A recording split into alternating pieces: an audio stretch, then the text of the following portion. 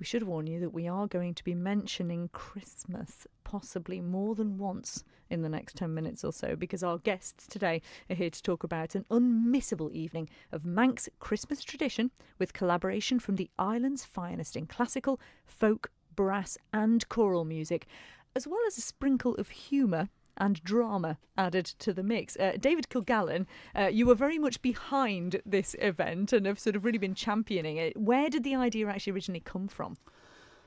Good question. So a couple of years back, just during the Christmas season, you need a buzzer every time I say that word. I was chatting with a friend of mine, Malcolm Stitt, who and actually we were talking about the tradition and what I used to do when I was younger, which was pretty much just invite friends around the house, and you just think during that month of December, really sing whatever you wanted to sing, but a lot of it was festive. It was about the old carols. It was about trying something out that was a bit festive, but having mulled wine and mince pies and all of that. And then it starts to get into this season of going to church halls or small concerts. And when we were talking about it, we both sort of shared a love for that and thought, well, actually, this is a really nice thing to do. Why don't we put it on the stage? Why don't we get more people together and do it every year? So that's really where the ideas come from. And actually, the nature of that is quite sort of community-driven as well, isn't it? Which sort of fits in with what Christmas maybe used to be more about, but does feel like it's been sort of dropping off a bit recently, doesn't it? And it's I suppose it's also just trying different things out, and if there's always a way to celebrate. There's many different ways to celebrate things, but lots of people know Christmas tunes, and they also might know also some of the traditional Manx side of Christmas, but actually there's a lot that we have lost already, and I've been diving around old books and things to try and bring those back to life and just see what we can do with it. What's to lose? It's a good idea, and I think it's something that people are really behind, actually. And what are some of the traditions that you found out about? Well, some of them are old carols that just had different melody lines to them. For instance, that was one. Some of them are old carvels. I mean, carvels is a very Manx thing. It's is that sort of the word for carol, or is it an entirely different thing? It's actually a word for just like a biblical context. So it's not necessarily about Christmas, but it tends to be about Christmas. But and written in Manx. First off, so they will have been transcribed back into English or translated into English, but they stem from Manx Gaelic. And we are going to be speaking to one of the people who's going to be involved with the concert in just a moment, but just give us a rundown then of some of the people that you can expect to be at the Gaiety on this event. Well, the two main groups that we've got coming are Manx Voices and a great choir. Many people will be familiar with those, and Ramsey Town Band. And then we've also got there's Kate Dowman, there's also Alexandra Slater, who needs no introduction. A regular, regular. Yeah, exactly. And Gareth Moore, and we also have Mira Royal, a wonderful harp player, and there's probably people I've missed off here, but as part of the sort of later part of the show, we've also got the Michael players coming to join us, and comparing the nights, the wonderful Doc Tilbury. Is that where the element of humour comes in that you mentioned? Yes, and surprise, I think. I spoke to Malcolm on Sunday Soundtrack about the event on Sunday, actually, and I did say to him, has Dot already started getting her costume together? I bet she has, hasn't she? She has, I think she has. And she's Is it elaborate? Yeah. She also has props, which I'm not going to let you know any more of those. But fantastic. Yeah. Well, we are joined by Angela Stewart from the aforementioned Manx Voices. Angela, before we get on to what you're going to be doing for the evening, just tell us a little bit about the group. Manx Voices started out as the Manx Girls Choir with Harry Pickard way back in the 1950s. And then Alan Pickard took over, and between them they looked after the choir for decades.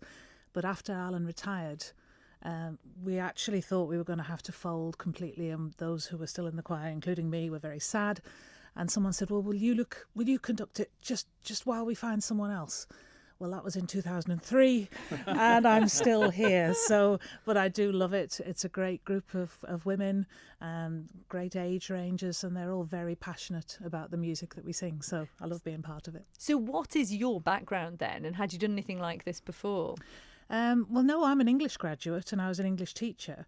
So I concentrate a lot on the words and what they mean and try to communicate in that way.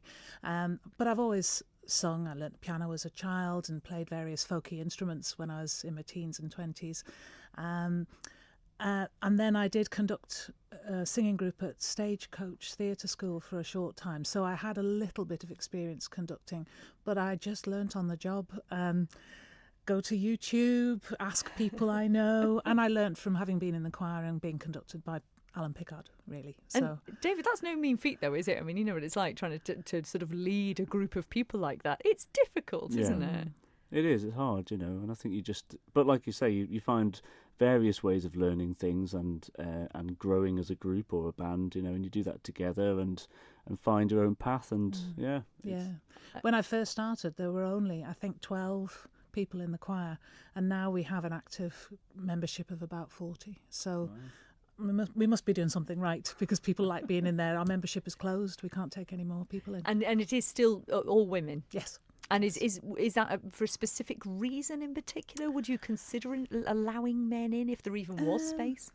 We haven't got all the music. We've got the most fantastic music library, which is all for upper voice. So that's my excuse. And when I have conducted men in other contexts, I found it quite tricky. They're not as obedient as the ladies. Oh, that's the one thing that will be clipped and people will text in about. Yes, I can tell you that now. But so tell us a little bit about the repertoire then. What sort of music do you do? Well, we do all sorts of things. Normally we do... we're trying to move to more contemporary composers, people like Bob Chilcott, Will Todd. I'm nodding like I know them. John Rutter, we've been singing for a long time. But also we do older music as well. We've, as I say, we have this fantastic music library, things that were put together by Alan and Harry Pickard, and they're classy, very classy pieces of music. So we don't forget that we've got these things on the shelf and we go back to them.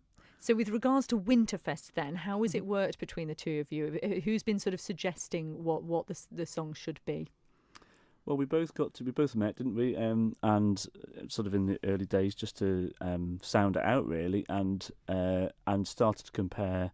Well, basically start to look at again the sort of festive theme and the Manx theme, and just sort of see what repertoire already existed within the choir, and there was quite a lot of crossover actually as well. So, and also there's crossover between what the choir was doing and also the likes of the band, the brass band, or some of the traditional musicians playing as well that will already know those tunes or know Manx versions of them. Or so there's a lot of crossover, and so that sort of helped to form the numbers really. And then the other side of it is then looking at the other groups who may have a suggestion for one song, and then I've either written parts or we've pretty much divvied different bits of music out to other musicians, and it seems to be the way forward. So far so good. Yes, it's still developing. I mean, when we were having a talk about Silent Night, we've got a lovely arrangement of Silent Night which is written for piano or guitar, and I said I think this would work on the harp. Can we get Mira to do that? And it's obviously written. We normally do a verse in German and then the verses in English. And David suggested, well, we could have a verse in Manx and then the verses in English. And so that seems, it's all kind of evolving as we're talking about it. Oh, it sounds like it's going to be just a beautiful atmosphere in there. And I believe you're also encouraging people to obviously join in and sing along, David, with the songs that they know. Yeah, definitely. And there will be there's some fairly simple songs as well with a lovely chorus to them, and I'm pretty sure that if somebody did want to sing they could, but we'll have a few we'll probably have a few carols in there as well, just for good measure. Yeah, definitely. And you've got something rather special happening as well with the Michael players, haven't you?